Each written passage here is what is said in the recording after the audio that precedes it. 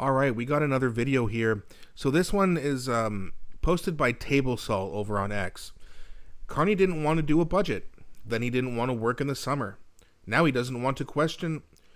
Now he doesn't want to go to question period on Wednesdays. This guy is allergic to work. And that's right.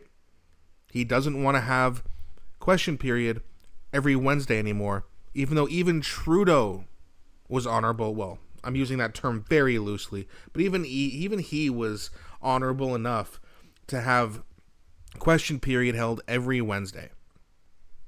Let's see what, and this is from Garnett Genius, who's a Conservative MP. Let's see what he's got to say, and then we'll talk about it after, like usual. Today is the first day the House of Commons is sitting in the 45th Parliament, and Mark Carney is already lowering the bar on accountability. Breaking news, folks. Mark Carney has announced that he will not be continuing the tradition of Prime Minister's question period. Under Justin Trudeau, every Wednesday, Justin Trudeau stood up in response to questions, every question from the opposition. He didn't always answer the question, but he thought it was important to stand up at least in response to every opposition question on Wednesdays. But Mark Carney is already, before a single question has been asked, he's lowering the bar on accountability by refusing to carry on this tradition. So Mark Carney will be answering far fewer questions even than Justin Trudeau did. He's lowering the bar on accountability on the first day in Parliament. Not a good start. No, it hasn't been a good start. You're right about that, Garnett.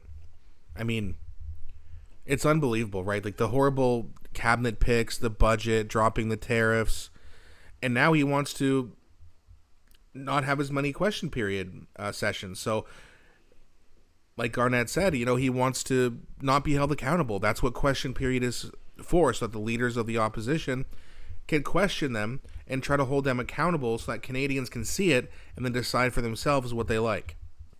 But Mark Carney doesn't want that. He doesn't want to be held accountable. I wonder why.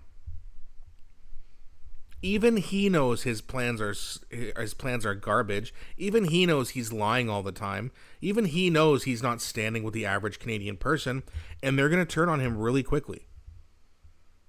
I made a video yesterday, and I talked about Michelle Ferrari a little bit, where she was the MP for Peterborough for the Conservative Party, and she lost. Now, the reason that she lost is when she was going door knocking, there were people who were big fans of hers. And they told her, hey, Michelle, we love you, but we can't vote for you because we think Mark Carney's the guy to handle the situation. So she kind of knew she was going to lose before the election even happened. But it's unbelievable that so many Canadians were just absolutely fooled into voting for a guy who is all buddy-buddy with Trump, picked basically Justin Trudeau's cabinet, no budget. Now we're not having as many question period sessions. I mean, what's next? This has been a horrific start for the Prime Minister, and now he's lowering the bar even lower than Justin Trudeau. Like, it's hard to be worse than Justin Trudeau at anything. Mark Carney's that guy. It's embarrassing and foolish. He looks so weak doing this. Like, it doesn't make any sense other than the fact that he doesn't want to have the Conservative expose him for the liar and the crook that he is. And you watch. It won't take that long for the carbon tax to come back. And all of a sudden he'll sign some paper saying, okay, we're temporarily removing the pause on the carbon tax and there's going to be no rebate this time. So it's going to be even worse than when Justin Trudeau was in office. And again, that's really hard to do. Like, that's really hard to do.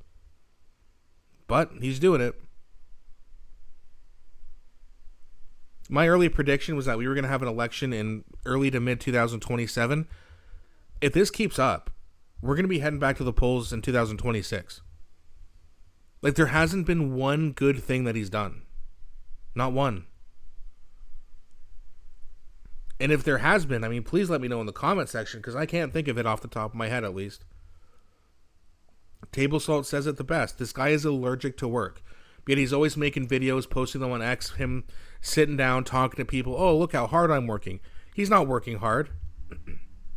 He's going to do as little as possible. And they're going to spin it in ways, oh, look, this is getting better and this is getting better. And then you look deeper into it and you find out it's not even true. They're going to continue to lie. continue to spread disinformation, and they're going to try to dupe Canadians again. I think, honestly, this is the last time that's going to work. They don't have another leader to... If Mark Carney did resign, they don't have anyone else anyway. Not to mention the tariffs, that's not going to be a forever thing. The elbows up slogan is already, let's just say, losing a lot of steam. And by the way, I thought liberals hated slogans so much. Just shows how hypocritical they are. They don't hate slogans.